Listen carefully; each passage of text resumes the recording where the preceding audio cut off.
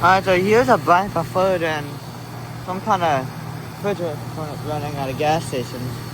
This is Bryant preferred. This replaced a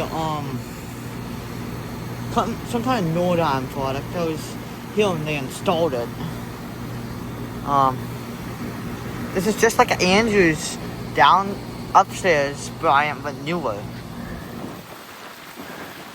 It's got 3 shut fan blades. See, there's one difference. It's from 2021 and it's 4-ton. So it's a little bit bigger.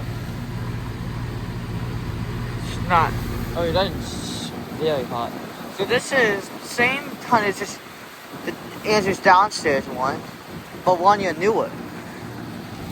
Just this section line is not cold at all. I think that's in cool mode actually. That's cold for skull. I think it's in cool mode. Section line. Yeah, that is not fucking well at all. I don't know if that's in heat mode or cool mode or it's not looking good at all. I don't know. This is fucking amazing.